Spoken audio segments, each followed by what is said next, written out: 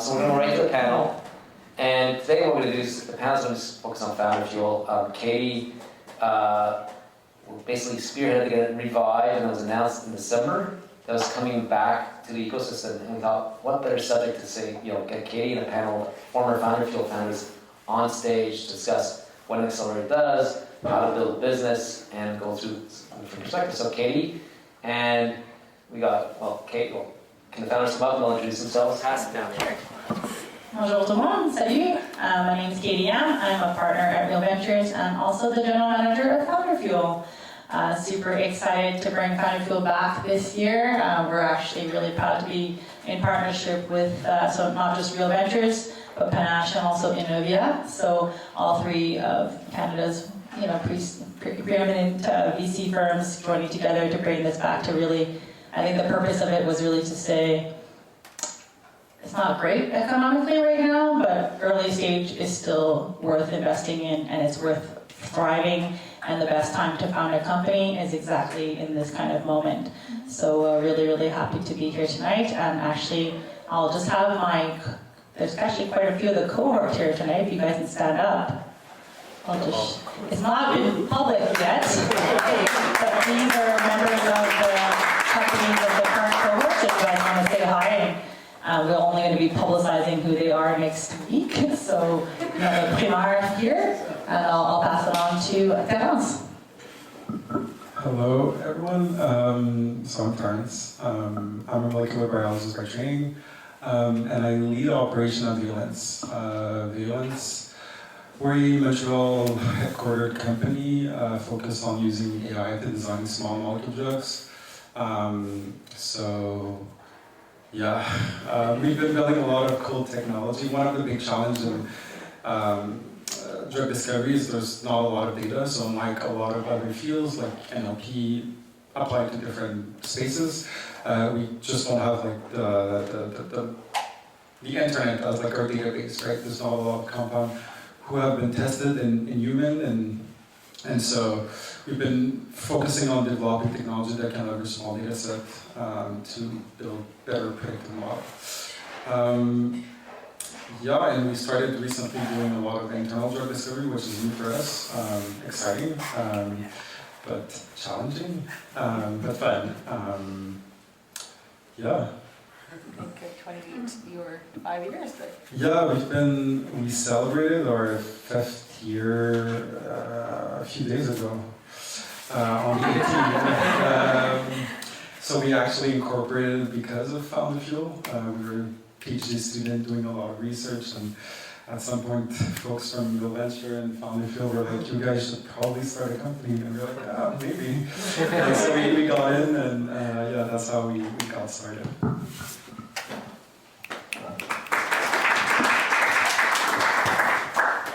Hi, my name is Jenna. So I'm the CEO and co-founder of My Intelligent Machines, which is called MIMs, for just like making it shorter. So MIMs has been starting actually at FounderFuel 7 years ago. During this time we had a lot of roller coaster, but we raised approximately $9 million. We generated $5 million of revenues. We went through 2 major pivots during our time, so we probably have occasion to talk about that. And we are starting our last, I hope, pivot in commercialization. We'll be happy to talk about that. So during most of our time, we were selling SaaS, AI, machine learning models to help pharma companies develop more personalized treatment, and we did that for 6 years. We just pivoted actually not to actually start selling our software, to help IT companies accelerate their operationalization and commercialization of their machine learning and AI models, because since we were quite early actually into this field, we have like 7 years of heavy duty development there, and we realized that we had a lot of value in there, so that's our last pivot. I'll be happy to discuss about that.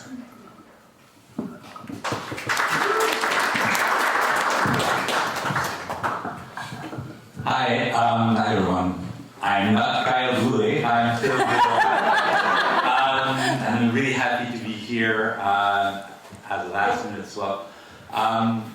Quick background about myself. I'm academic turned engineer turned entrepreneur. My first venture was Element AI, which I co-founded with a couple of people, including Yoshua Benjo, who worked on some of the original deep learning stuff. And this is where I started to fall in love with deep learning. So after 4 years at Element AI, I decided, hey, you know, there's a problem I'm really passionate about. The problem is actually one I contributed to creating when I was at Google, which is essentially our social platforms suck. Okay, that's how I define it.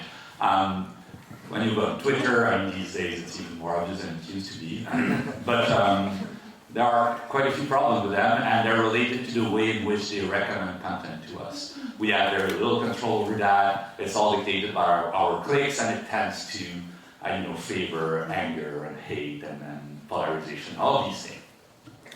So at MIMs, I was working on understanding better natural language. Like, we did something that would be GPT-2-like. And I was like, okay, this thing is working now. Let's try to use it to solve the problem of our social platforms. And this is how the very beginning of Waverly was born. It wasn't a very well-defined idea back then, but it was a dream, and the FounderFuel team jumped on it. We are a COVID company. We incorporated on February 14th, 2020. So yes, happy Valentine's Day, everyone. COVID hit after that, and we were in the FounderFuel cohort. The last one before this one, actually. All remote, all virtual, super fun Zoom stuff, gosh. But yeah, we managed to make it. You're not being sarcastic, though, right? Are you being sarcastic? No, honestly, we did a pretty good Zoom. We had kind of meditation classes on Zoom. And it worked. It did. It was fun.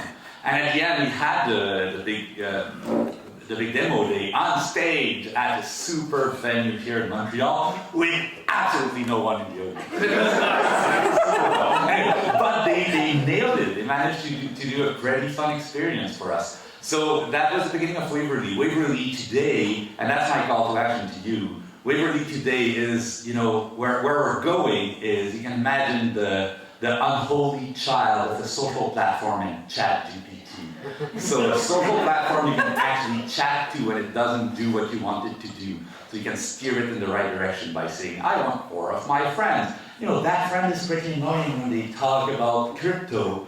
Tone him down. Do things like that. This is where we're going. I want you all to take your phones out. You are allowed for a second. Go to the App Store. If you have an iPhone, if you have an Android, I'm really sorry for you. If you have an iPhone, take it out. Go to the App Store, look for Waverly. You'll find Waverly, read with intention, install it.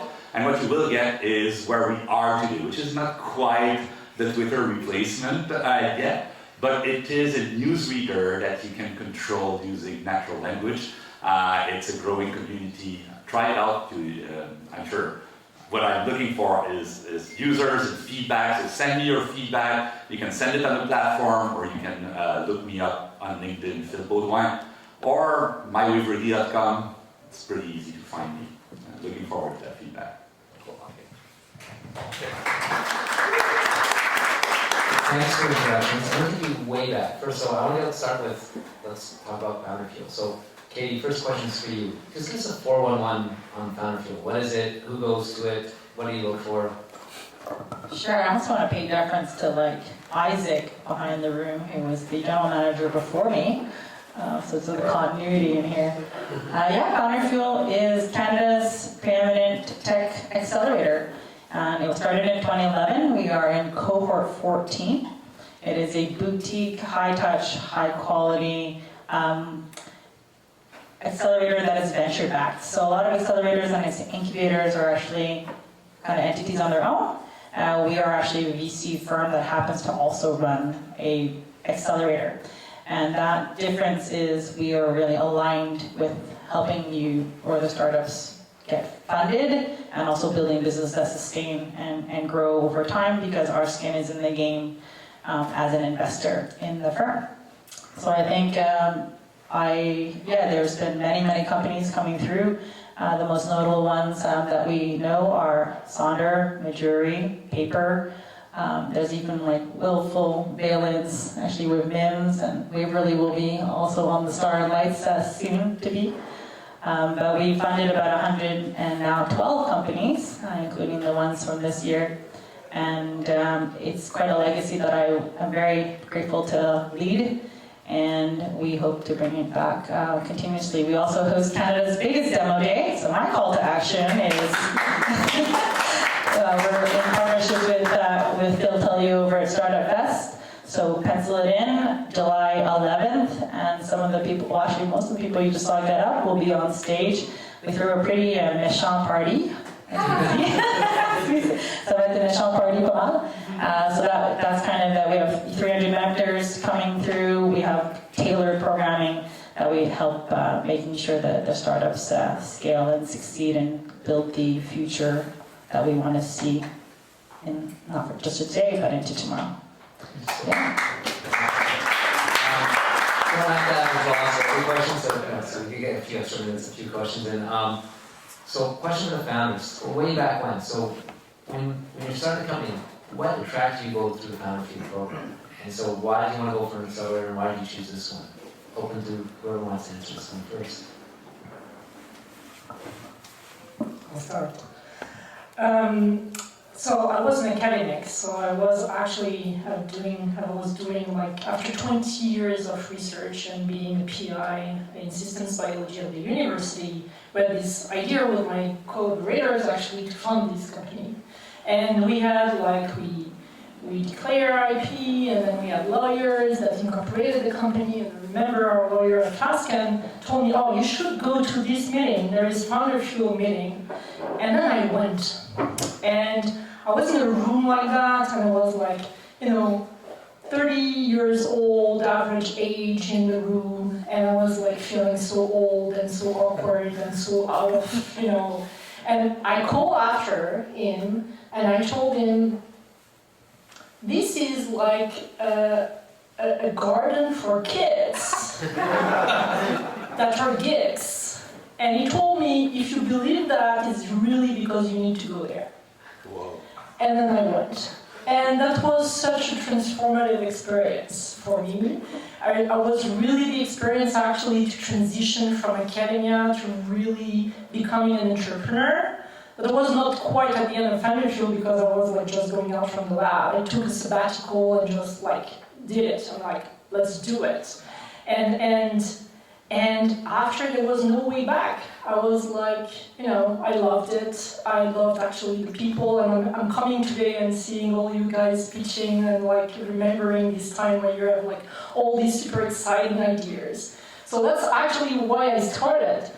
Now, what is important is really being under pressure and being actually, in this group of people that have the same dreams or pushing so strongly that you are going really beyond your limits. And you need to do that as an entrepreneur. Just to notice how strong you are and how strong you believe in what you want to do.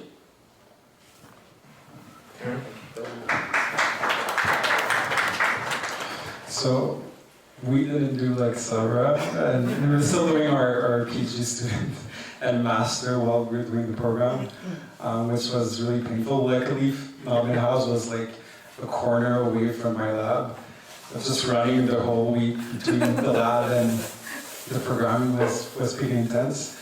But on the academic side, we were a bunch of grad students, and we needed that structure just to help us think about the business side of things. We knew the technology, but the business side of things, how to present the company, how to build a pitch deck, and talking to investor and selling their vision.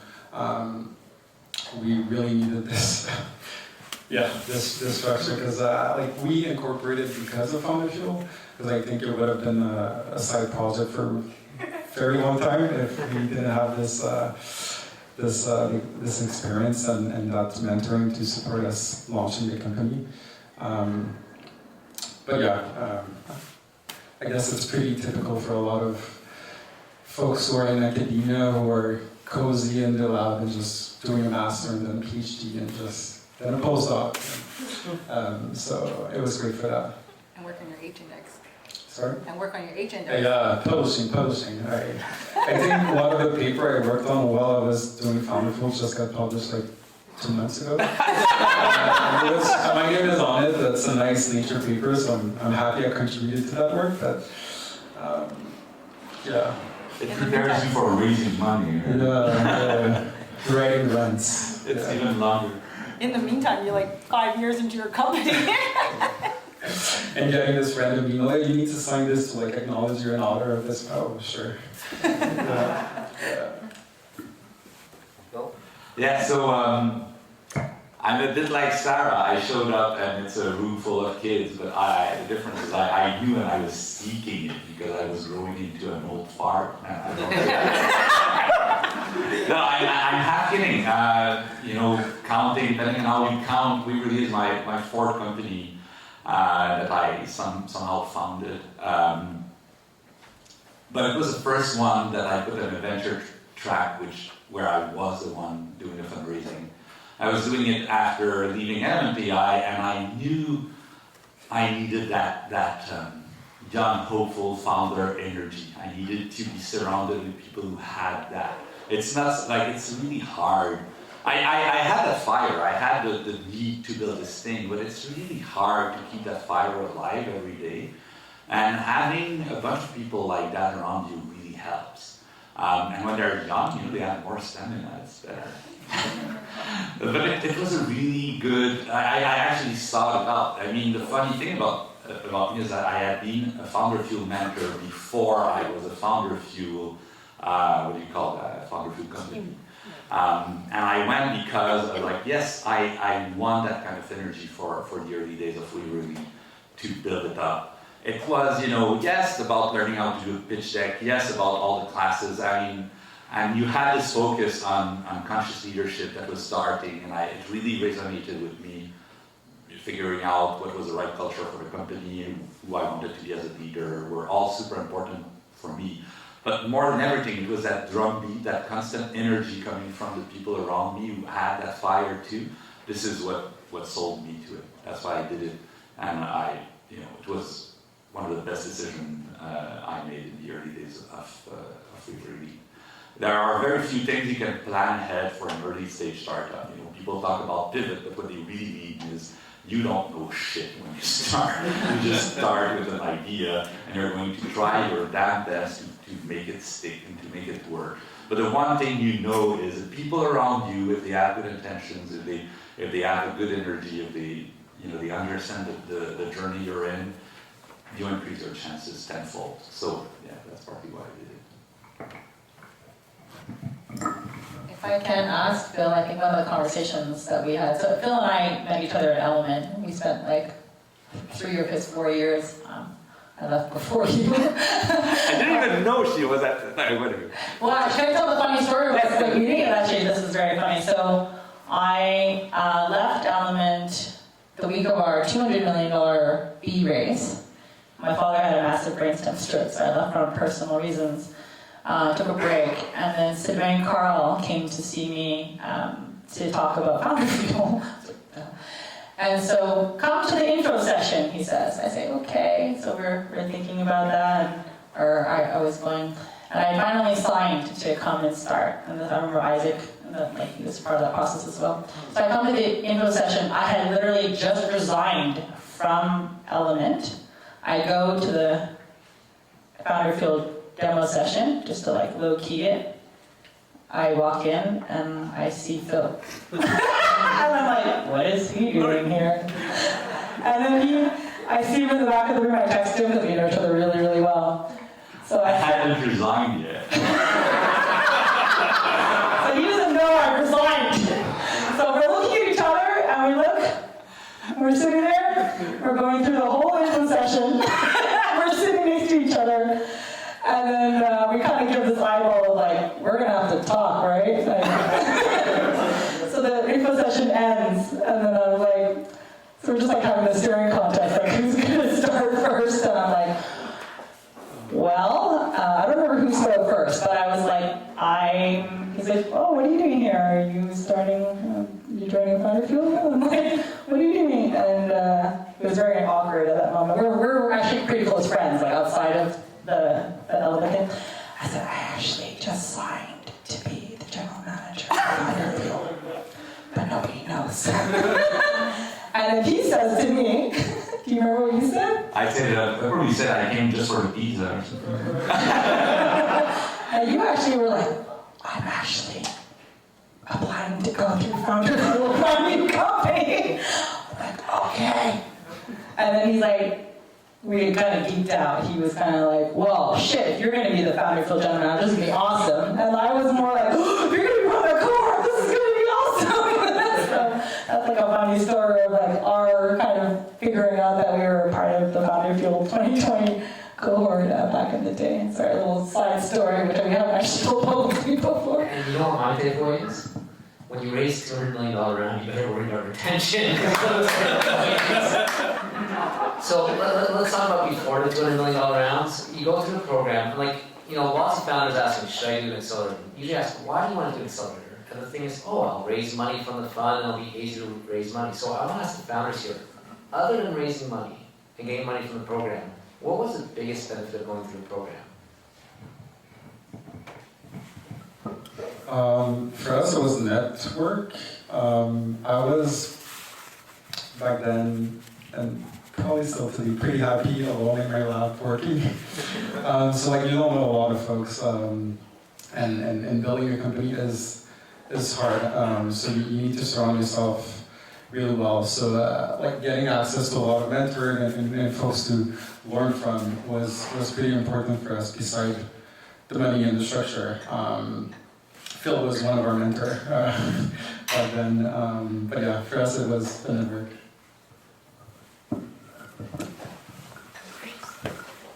A lot of things. Actually, for me, it was really decided whether I want to be an entrepreneur or not. The exposure. There was something actually in our plan that was really to put things on the map and get as much exposure as possible, and like FounderFuel provide a lot of this. And also masterizing pitching. This is something that I carried out from FounderFuel, and right now I'm actually a coach and a mentor for companies, and I'm still applying this FounderFuel method that is very, very cool to really masterize the pitching. So that's what I'm taking out from it. And on my end, you know, I jest about the LMDI, but it was an amazing journey, and I learned like a ton. But I think one of the most important things I learned building that company is how scary and hard it can be. I mean, yeah, we raised $200 million, but it came with so much pressure and so much hard work, just like to go to these investors and to craft a narrative and figure out what would work. And I hadn't been involved in it as much. I just saw it in the boardroom. I saw, you know, the outcomes of it. But I saw enough to know that I didn't know enough, right? And that's why, you know, it comes, you know, learning like that comes with it makes you humble, right? You're like, oh shoot, I have to pick this up, I have to learn, and I have to work with people who do it a lot more than I do, which are the VCs in a place like FounderFuel. So that's partly why I did it, and you know, I was able, like I became friends with some investors, like personal friends, and it's really useful because then they see, I don't know how many pitch a year, you know, you do one, you do your own, you do it 60 times, but it's almost all like, it's just variation of the same thing. They see a bunch of different ones and it can really help you understand what works and what doesn't. It's not only about what's popular or trendy right now. It's like, oh yes, 6 months ago you were doing crypto, now you do generative AI. It's not only about that, and it's not enough to just read the TechCrunch stuff. You basically need that really close contact with people who've done it so much more. And that's what I was seeking. I knew I was missing it. I knew how costly it could be to be missing it, and I did it. And I did like even though it was my friend, I learned so much and it was very useful. Okay. So everyone here mentioned pitching, or everyone except Therence mentioned pitching and raising funds. So you get out of FounderFuel. How easy has it been to raise money? Is there any secrets you have to share? And then Katy, the variation of this question is, what mistake do you see founders do when they're pitching? Like, what's the biggest mistake? So you want to start with that, and then we'll pass it for patterns and what their experience of being raising money has been like. I know it's not one, but if you have to pick on one thing that people do wrong when raising money, should we give you time to think, and the founders can answer the question? Yeah, that would be great. I can say a few words to it. I would say, as a founder, typically what you're in love with is a problem. You're in love with the problem, you're in love with the industry, with the idea you're bringing to it, with the product you're building, and you know, that's your fire. But the real important thing is the story you're telling, how well you're telling it. And there's a big difference between these two things. You can have all this idea in your mind, all of that, and say, hey, I'm going to work on a product that does it. But the story is about where does it lead us? How do we get there? Where does it go? How do I bring people with me? And that's a totally different skill. And it's really easy to get trapped into the thing you want to build and why you want to build it, and to forget about this long story arc that you have to craft. So this is where, you know, bring some humility to the table. The people you'll be talking to, they know this. They can help you turn this passion that you have into a story. Sometimes it feels backwards. Sometimes you will be like, oh, I don't want to be like, this is bullshit, right? But it's not. It's really, it's aspirational. It's why you're like, it's just putting words on why you're doing this, and it really helps to take it, to have humility approaching this, and to help others, to let others help you do this, to, you know, forget about a bit about the day-to-day things that brought you there, and yeah, I think the story is never what makes you super passionate, because it's so big and so large. It's not what you do every day, but it's super important, and you kind of have to fall in love with your story too, and to love telling it, and to find the right words that come for you. And I think one big mistake I find, especially in technical founders like me, is they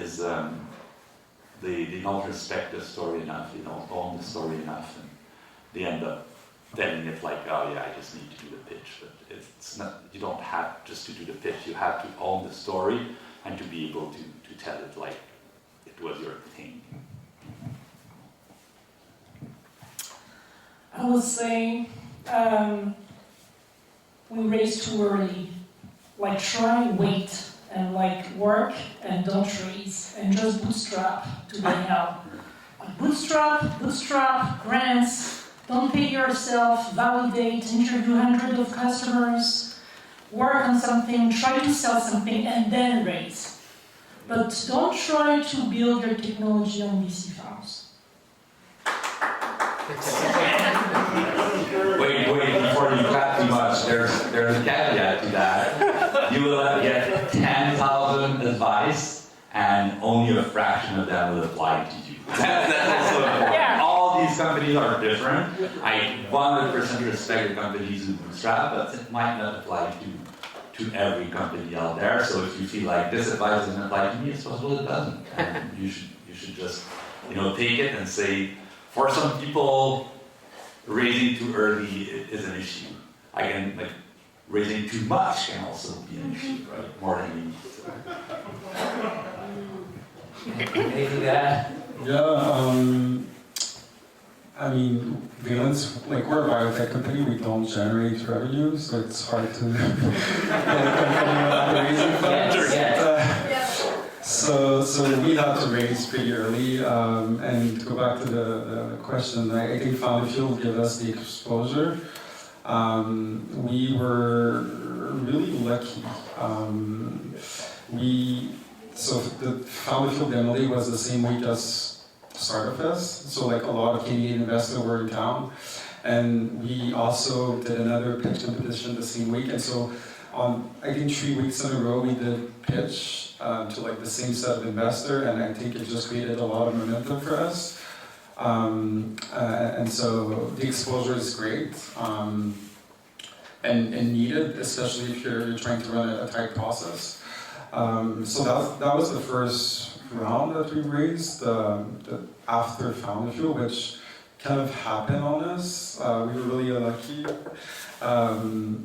But the next round was a lot harder because we had to run a full process, and it took a lot of prep, and it was basically our first time really running a full process. But we got a lot of support from folks, founders who had done it before, and that was key. And that's where the network come into play, and other founders who are probably later stage than us or have a different network could introduce us to a lot of VC and other founder could then introduce us to the investor that we wanted to get in front of. But yeah, I don't know if you can read it on my face, but we're raising right now. So it's exhausting. It's not the fun part of the company building, at least not for me. But it's as a non-generating, revenue-generating company, it's a mess. So yeah. Katie, anything to ask? Yeah, I have thoughts, but did you want to finish, Pascal? I think like your perspective is still very valid, even like, you know, I think it's still, you have your experience and your perspective. I just want to finish because I didn't feel you just. I steal your That's fine. I would. Okay, so I'll finish my idea about like bootstrapping and the minimal. You can be a deep tech company, so we're a deep tech company from very start. We knew that we'll need a lot of cash actually to develop our tech. Now, we should have actually wait to be more mature, actually, or to have like a more serious prototype, and we do have a lot of opportunity actually to work with academia and try to figure out a way so that you can go with a better understanding of the market. So for us, it was definitely too early when we started Raise. And then after you raise and you have huge expectation on your sales that are way too high with respect to all the development that you have to do, and then you have to raise every 18 months regularly, and then that's really tough. So if you can like just push that a little bit further, like just push that at the maximum you can, so that you have more time to attain the expectation in terms of sales of VCs, it's going to make your life much easier, because I tell you, you want to cry when you're raising. This is painful like hell, and you're crying. So, and particularly when it's you have to take risks because it's very difficult actually to attain the objective of the VCs that they have. They want a de-risk as much as possible company. So this is totally something that you can understand. So try actually to push that as much as possible and to be the more mature you can be, and interview a lot of customers. It's not costing anything. Hundreds of customers before you raise anything. If you're still on track, then you can think about raising. Merci.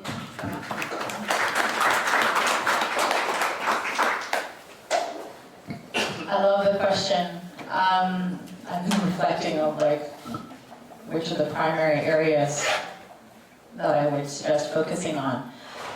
I think a lot of the times the pitching isn't just a pitch on stage. It's really like, what is the core thesis of your business, and why should we care about it? Why should we believe you are the team and the timing is right? And why should we join you? And this is true for clients and also for teams that are coming through. And thinking of the pitch as the story of why we should care, believe, and join you. And this is really kind of, merci Laurent, je suis déjà à l'échéance de temps, c'est ça? And I think the thing is, I often find founders, especially more technical founders, really talking about the nuts and bolts. You're selling a house, and not over-promising too much, but like, here's the vision of where we want to be.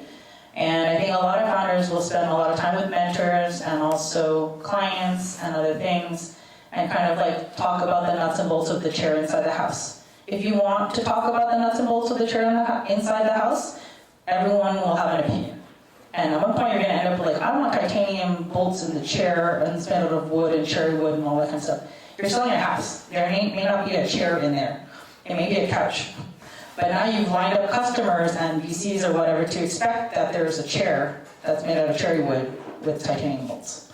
So I think where you put your attention drives your intention. So if you are driving that, then people are going to be focused on that as well. So it's really about like, where are you going? What are you building? How can I join you? Why should I join you? And focusing on that storyline. So I think that that's really, and focusing at the right level, early stage, is about selling often, like why do you believe that the problem you're solving is a problem? And what do you see that I don't see or the market doesn't see? Where is that like sleight of hand inside a very occupied market?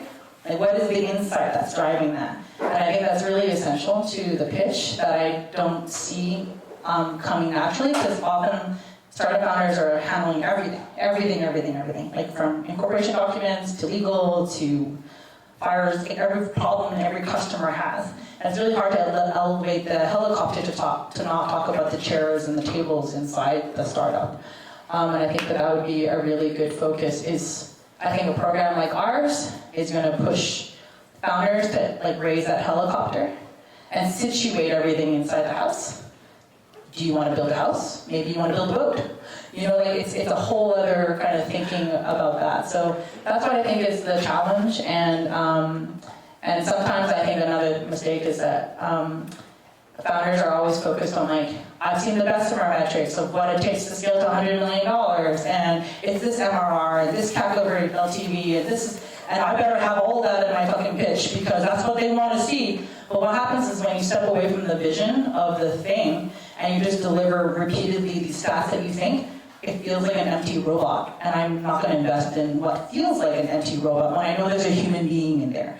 So it's like, what is the passion? Where's the burn? How are that passion of what you believe in, the problem you're solving, is what we're going to invest in, because when it going gets rough, and it gets really, really rough, I know you're going to stick it through because you're super motivated beyond the financial means. It's not the metrics of the MRR and the stuff that's driving you to do that. You're solving a problem that is burning and getting that across.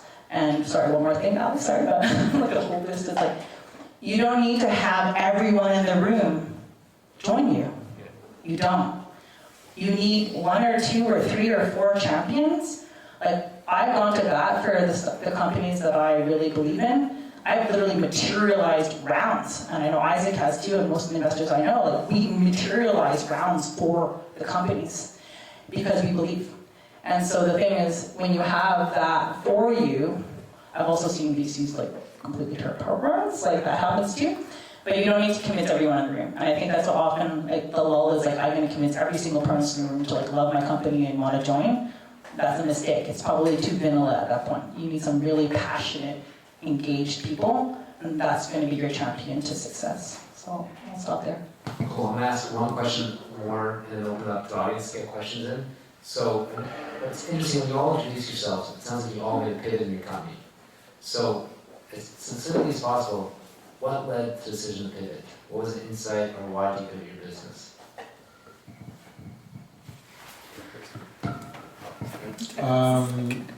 Trying to remember our pitch at FounderFuel. I think we were doing tox prediction, which is like one endpoint in the drug discovery funnel that you need to optimize for. Toxicity is a big problem in the clinic for a lot of drug fail into the clinic because of toxicity. And we're really focusing on that single endpoint, but there's like 40 other endpoints you need to optimize for. So we just took a step back. I mean, the first pivot was just addressing the whole pipeline from the get-go with the same underlying technology. And then after like working and deploying our technology in a number of drug discovery organizations, we realized a few things working with big pharma and biotech. But in the end, the real value that we were creating is within the asset, within the drug. And so if we really believe that we have the best or one of the best technology platform to design drug, why not use it ourselves to design our own drug? And so So that was the second pivot, and so that's what we've been working on over the last 2 years. And we've been just becoming a biotech. So we've opened an office in Boston, recruited a drug discovery leadership team over there, and we're doing internal drug discovery, which is fun, expensive, but fun. It's at least closer to my roots of like the bench scientist that I was. So it's been fun, yeah.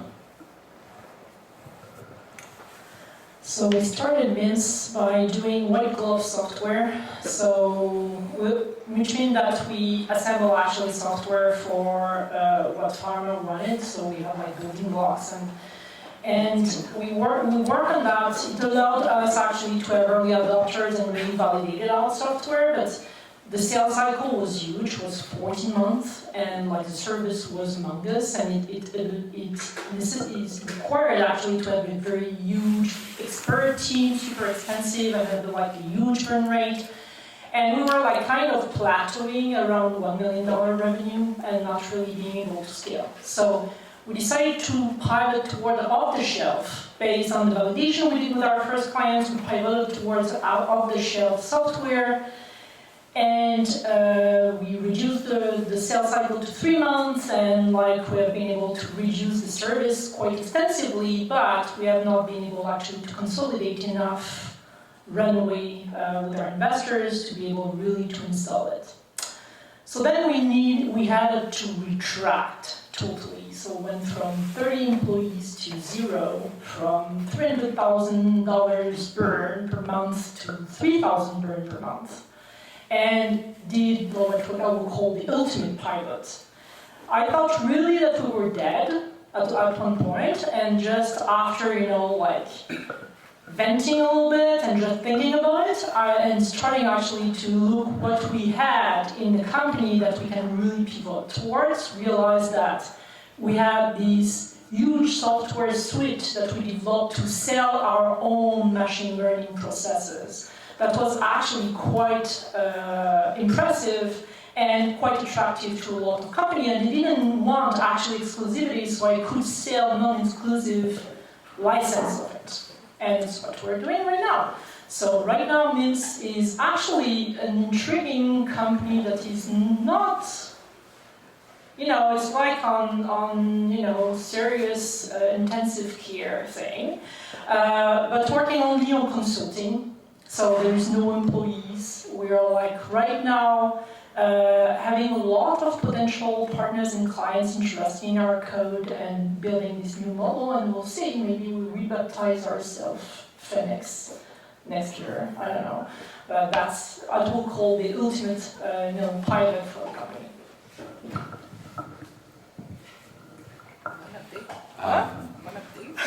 Yeah, I'm going to start with a little story because you really turned me into storyteller. That's my What's that? I have an 18-year-old daughter. She's beautiful. She's a nerd, an intellectual, a rebel. But she's also very, very anxious about a lot of things, especially climate. And she gets addicted very easily to different things. When she founded Waverly, she was 15, she was addicted to Instagram. And the worst way, she compared herself to her friends, she got a lot of anxiety from it. And this really, for me, it made it super obvious that there was a problem there. I know she wasn't alone, but she was really close to me, and I felt it as a father. To make matters worse, I get addicted personally very easily to my social platforms. Spend too much time there, and sometimes I can't install TikTok for the life of me. It just takes me down rabbit holes that I hate myself. But yes, that's why I started this. I was passionate about the real human problems that affect every one of us. This is a consumer problem, right? It's affecting all of us. And that's why I started Waverly. And then I did CDL, Creative Destruction Lab. And gosh, every freaking mentor wanted to turn me into a B2B business, like everyone. And I finally, I felt like, okay, I have to do this. Everybody's telling me, this is a great technology, wrong problem. Don't try to go after after the platform, don't do that, don't do that. Everybody dies who tries to do that. Like I got that told me so often. So quick parenthesis, I just before coming here, I was reading this blog post by Dominic Del Vecchio. He's a VC at Panache, he's an investor at Panache, and he wrote a blog post about his first year in VC. He just finished his first year, super interesting. And then he talks about how, you know, Canadian founders are not as ambitious as American founders. They don't go after a new problem like, well, no, we don't. He also said Canadian founders are quite, like, the good thing is they're coachable. Well, guess what? I'm freaking coachable as hell. When a bunch of these CDL gonzo tell me go into B2B, I gotta listen. And then I try to build a company like crazy to turn it into B2B. We build this web page where we try to go after market intelligence. We say, hey, you know, I do these calls with companies and like, hey, you should get us for market intelligence. But the technology we built is inherently a consumer tech. We built this amazing thing that can replace a social network or commander system by a system that can listen to your words. It's amazing. But big companies, they don't need that. They need market intelligence, and they can buy very expensive tools and have very complex configurations, spend a week configuring it. They don't need the natural language thing that we bring. But my daughter, she needs it. Me, when I get addicted, I need it. I won't configure my Facebook for 2 weeks before I start using it. It's not workable. So anyway, we did this first pivot where we went B2B, and just recently we were really like blessed. We found the best partner, the best investors for our next round. Guess what? They're not from CDL, they're not from Canada, they're from the US. And they're like, yeah, oh shit, you can go B2C. And we're going after the big ones. You know, Elon Musk is dropping the ball, we pick it up and we go. And I'm like, holy shit, I'm pivoting again. I'm doing this, going full B2C, let's go. And now I'm proudly saying it. I think, you know, I have the credibility to do it. I have the partners that can help me do this. These guys, they invested in early Twitter, they invested in Medium, they know that kind of stuff. We have, yeah, this is not public yet, I'm just like briefly talking about it here, it's going to come out. But yeah, I think I pivoted partly because of the pressure to turn this into a company that could make money early. Everybody was telling me, in this market, you need to bring revenue early. And I'm like, yeah, probably. But the truth is, this is not what I have. This is not a problem I'm solving. It's not technology I have. And yeah, I think that's a bit the story of our pivot. The good thing is, through all of that, we kept it building. We always kept building. And I think this is the most important thing that I would encourage you to do is, you won't find necessarily what's good for your company early, but always keep building, because whatever you add to that GitHub repo, whatever you add to that Figma file is going to inspire you and drive that company forward. So just don't forget about that. Can I just add a little word on what Phil just said? You know, you will meet a lot of mentors. They're going to see you and they're going to think 10 minutes of your company. And they will going to throw something to you. 10 minutes. They thought about it 10 minutes. So you have to take a decision. So there are a lot of things that they can bring you. It's their experience and all the companies they are seeing, because they are seeing more companies than you will ever see. So go and get actually all the experience and all, you know, like the knowledge they have on the market, on the thing that work and the thing that don't work. But think about it. They thought 10 minutes of your problem. You're thinking, you're dreaming, you're eating it, you're like spending your holidays on it, you know it from the beginning to the end. Trust your gut. That's your life and that's your company. You need to do what you want to do. If you believe in it, you're the one that is right on it.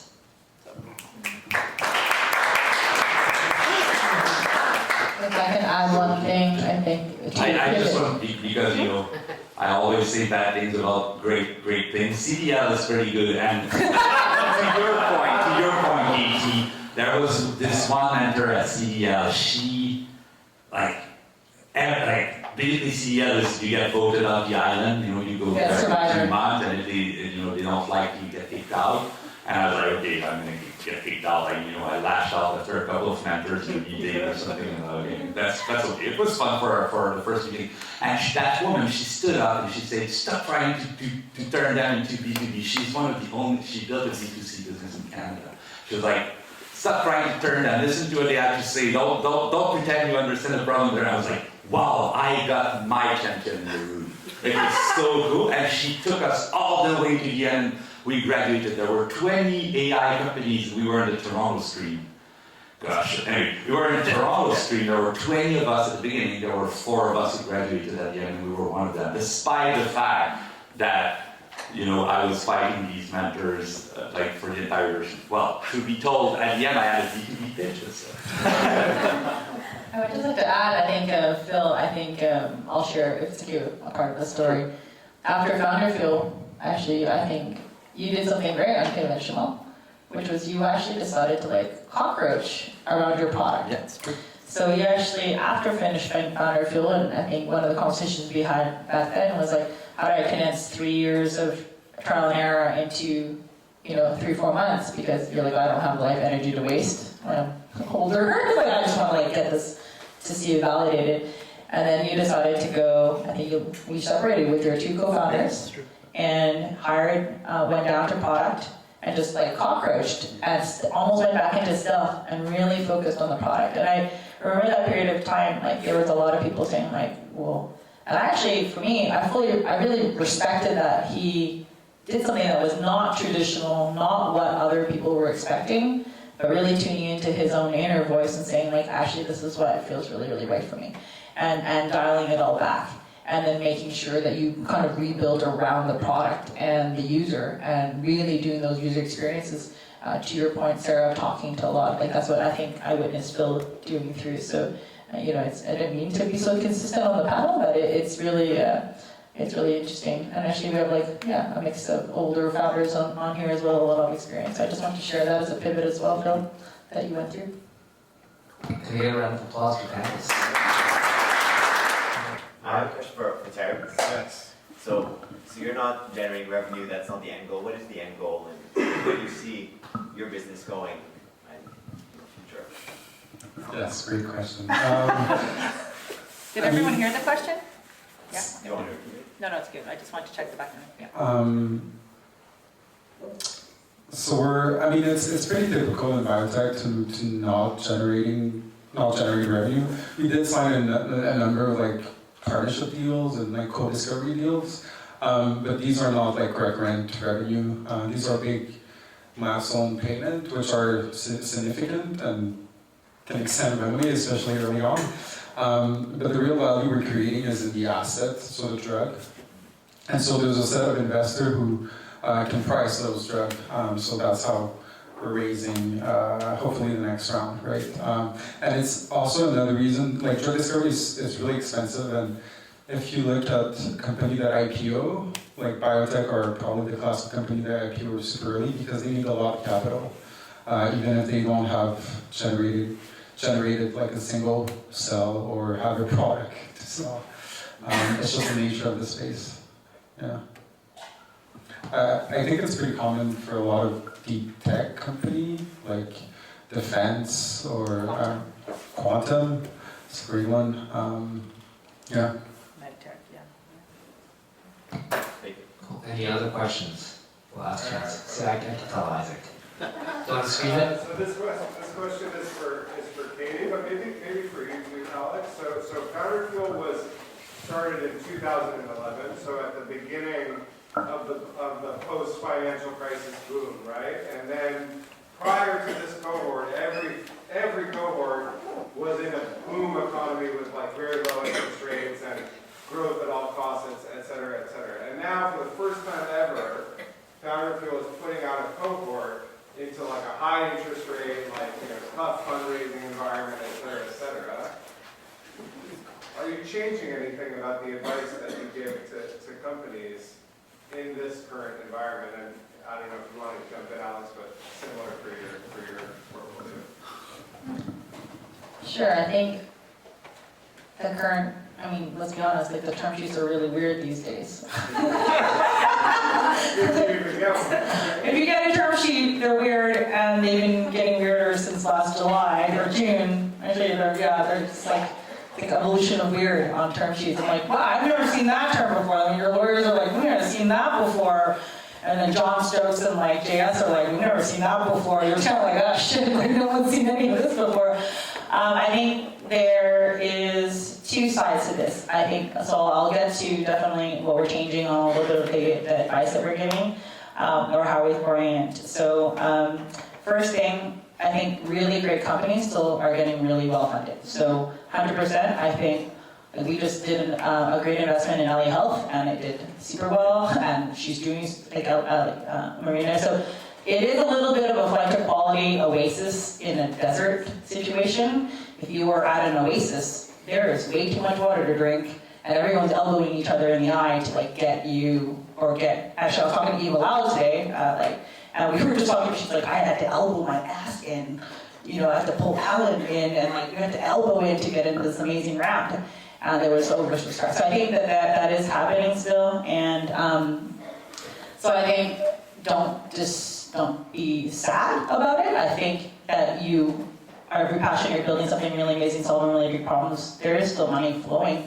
Don't forget all the funds, this is the whole thing, all the funds that raised during all this frothy period, they're in peak deployment now. They have to deploy. They have active funds. They have 10 years to cycle that through, and the first 3 to 4 years is when they're making active investments. So at one point, there's going to be a forcing function for the funds that have to deploy. So keep the faith on that. So that's like one thing I would say on the market side of it. With regards to the current cohort, and I've always been a big believer in non-dilutive as well as supporting, like, so Canada's amazing on SHRED, IRAP, there's so many good programs, a lot of grants, a lot of things that are happening. So really complementing that is like a source of funding in addition to capital, and getting, like Sarah said, like, actually I think the frothy market people weren't leveraging those things as much as they should have, because the source of capital was, but if you actually get on a good track, you know, like SDTC or something, like, I mean, they write like $3 million, $5 million checks, like, I mean, and it's not dilutive. So like, these are things that I think now this market is forcing people to look at other options in addition to VC capital. So that's one thing that we've definitely added into the program, bringing in some people that are talking primarily about non-dilutive, and then our non-dilutive funding. The other thing is also like, there is not a problem. So understanding the VC treadmill, but also like, not bootstrapping all the way through, but like, how do you actually use efficient capital? How are we being capital efficient? Before, I mean, like I started in 2020, it's like, doesn't even matter, just go raise the money, like figure that out later. You know, like that is not a discussion that's happening. It's like, how are you efficient with your capital? And I actually think that's going to help build more robust, long-standing, sustainable businesses that don't necessarily hire like crazy, then fire like crazy, then hire like crazy, and fire like crazy, which also creates toxic cultures. Highly toxic cultures that don't sustain. So I think looking at it this time, I liked some of the cohort, it's been a week and a half, but it's like, how are we building long-term sustainable companies that are thinking through the fundamentals and really focusing on the fundamentals. So does that answer? Yeah, that's really what we're thinking about. And it's great because it's so aligned with my MO. Like I'm an operator for a long time, and capital efficiency is something I love. So it's almost like the market now kind of aligns more with my own values, which is awesome. Because, you know, I was saying some things like a couple years ago, and people were like, why? Just go raise the money. And I'm like, well, it's not really capital efficient right now. It doesn't matter. So now I feel like, you know, the market's kind of aligned with where I am. So that's good. Yeah. So I'll jump in here. There's two things I'd say are fundamentally different discussions. One is a discussion I always had, which the only difference is now founders listen. It's the biggest problem early stage founders is they listen to all the noise and buy into it. And that's the worst thing you can do, because then you focus on building a company before you have product market fit. You worry about what other people are raising. So now just listen to customers, build a product, don't hire people you don't need. And that lesson's actually being listened to now because money's tighter. The other thing which I'm really emphasizing to anyone that's looking at starting a company, make sure if you're going to raise money from VCs, you really want to build a venture scale outcome. Because I think before, if you weren't building something from venture scale, there's always someone to finance you. And now all those companies that are going to be capped out at $8 to $9 million, and maybe could be spitting out $2 million a year, which is a damn good business in this country, have angels and VCs in there that are not happy, and they're basically kick them out of their own company. So that I don't think was a problem before because there's always more money, the hope that you're gonna break through. But really understand what your ambition is, what your market is, and be honest with yourself. Don't pursue the venture money if you don't think you can do venture scale. I think that's a fundamental shift. So a lot of companies that can't raise right now shouldn't have been able to raise before. But I think now, and it's also just ignore the noise. Like one thing we try to do in these panels, and I'm really grateful for the people here today, is a lot of bullshit. Let's not talk bullshit. Let's talk reality. And I think that's also something that's going to come out right now. You're going to get a lot more truth and less glamour in the next couple of years. Any last questions? If not, on that kind of somber downward note, I'd like to, can I get a round of applause again for the panelists?